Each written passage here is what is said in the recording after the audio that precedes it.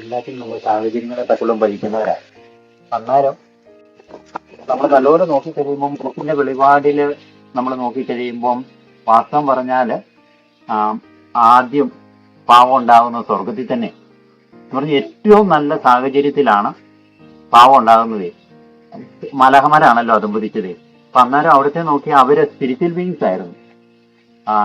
അവർക്ക് ഇതില്ല, ആത്മീയ ശരീരമായിരുന്നു. അവര് ദൈവത്തിന്റെ സ്വർഗത്തില്ല, ദൈവത്തിന്റെ അടുത്തായിരുന്നു. ദൈവത്തെ പരിശുദ്ധൻ പരിശുദ്ധൻ പാടിക്കൊണ്ടിരുന്നവരാണ്. അങ്ങനെ അന്ന് പ്രലോഭകനുമില്ല പ്രലോഭനവുമില്ല.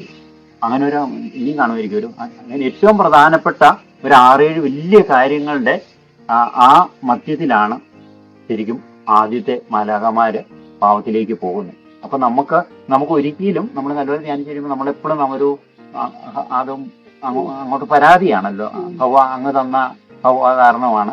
അതുവരെ അങ്ങനെയല്ലായിരുന്നു. ഇതിപ്പോ എന്റെ മാംസത്തിന്റെ മാംസവും അസ്ഥിയുടെ അസ്ഥി എന്നൊക്കെ പറഞ്ഞുകൊണ്ടിരുന്ന ഒരു പെട്ടെന്ന് ഇങ്ങനെ പഴി ചരുവാണല്ലോ. അപ്പൊ നമ്മളും അറിയാതെ നമ്മുടെ സാഹചര്യങ്ങളെ നമ്മൾ പഠിച്ചുകൊണ്ടിരിക്കുന്നവരാ. സാഹചര്യങ്ങളാണ് നമ്മളെങ്ങനെയാക്കുന്നതെന്ന്. അത് കത്തോലിക്ക അല്ല ക്രിസ്ത്യൻ സ്പിരിച്വാലിറ്റി അല്ല. സുവിശേഷം ജീവിക്കാൻ ഏത് സാഹചര്യത്തിലും പറ്റുന്ന.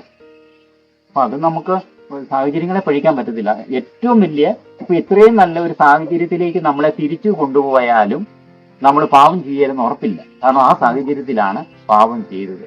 പക്ഷെ ഇതിന്റെ എല്ലാം ഓപ്പോസിറ്റ് ആണ് മാതാവി നടന്നത്.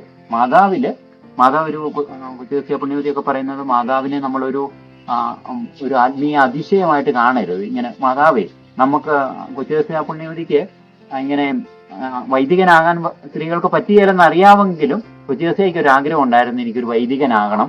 എന്നിട്ട് അതിന്റെ ഉദ്ദേശ കുർബാനയല്ലാന്നല്ല, വൈദികനായിട്ട് ലോകത്തിൽ എല്ലായിടത്തും പോയി പ്രസംഗിക്കണം. മാതാവ് നമുക്ക് അനുകരിക്കാൻ പറ്റിയ ഒരു വ്യക്തിയാണ്. അല്ലാതെ നമ്മളിങ്ങനെ അതിശയിച്ച് മാതാവിനെ നമുക്ക് ഒരിക്കലും നമുക്ക് അനുകരിക്കാൻ പറ്റാത്ത ഒരു ദൈവം അങ്ങനെ ആക്കി തീർത്ത ഒരു വ്യക്തിയാണെന്ന് നമ്മൾ സമ്മതിക്കരുത്. അതുകൊണ്ട് കൊച്ചുദേശ പറഞ്ഞു മാതാവിനെ കുറിച്ച് ഒത്തിരി പുസ്തകങ്ങളും ഒത്തിരി വലിയ വേദവാരങ്ങളും ഒക്കെ വലിയ പുസ്തകങ്ങളൊക്കെ എഴുതിയിട്ടുണ്ട്. കൊച്ചുദേശ പറയുന്നത് അതൊന്നും വേണ്ട, മാതാവിനെ കുറിച്ച് കൊച്ചുദേശ കുറച്ച് കാര്യങ്ങൾ പറയുന്നുണ്ട്, അത്രേ ഉള്ളൂ. എന്ന് പറഞ്ഞാൽ അത്രയും വെച്ച് മാതാവിനെ അനുകരിക്കാൻ പറ്റിയ ഒരാളാണ് നമുക്ക്. അല്ലാതെ അത് അങ്ങനെ ഒരു ആത്മീയ അതിശയമല്ല.